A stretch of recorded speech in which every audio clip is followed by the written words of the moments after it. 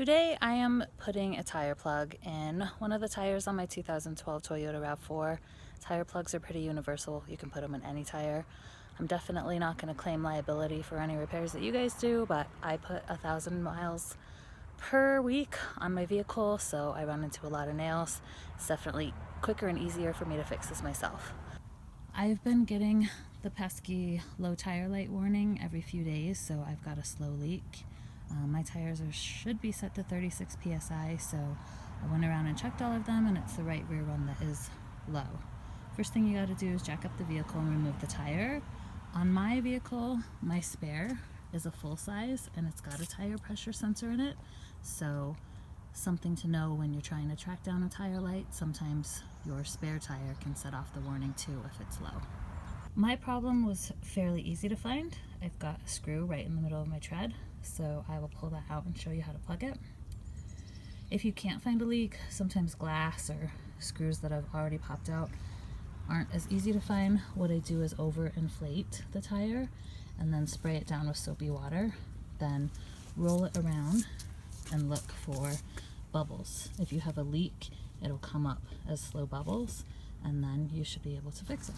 These are the tools I'm going to need today. Basically, you can get a pretty simple tire repair kit that will come with plugs, a reamer, and the plug installer. I use the dikes to pull the nail out. I put a little seal glide on the plug so that it's easier to install. Some people put sealant on the plug too. I've never had any issues.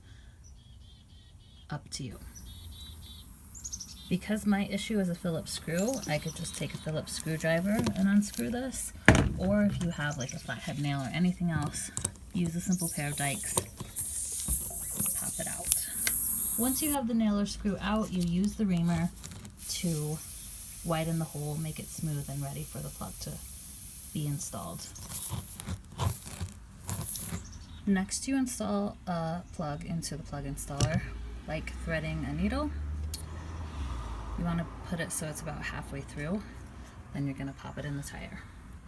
Push the plug in, leaving a little bit of the tips out. Clearly you don't want to push it all the way through or it'll be floating around the center of your tire. Then you can pull this guy up and out and snip off the ends. I would overinflate it again, spray it down with soapy water, make sure you have no leaks, then reinstall the tire. Torque on my vehicle is 110 foot-pounds. I always torque the wheel, test drive around the block, and then re-torque again. Never be too safe, but that's about it. One thing I always do, even if I find a nail, is double check all the way around the rest of the tire. It's certainly possible that you could have two nails, especially if you're around construction zones. As much as I love doing a job twice, I'd rather fix all of the holes while I have the tire off the first time. Little bit of corrections corner. My 2012 Toyota RAV4 wheel lug nut torque is 80 foot-pounds. I'm just so used to that stupid minivan, but anyways, Google is a fantastic tool for figuring out what the torque spec is for your vehicle, and I always double check torque. Have a great one.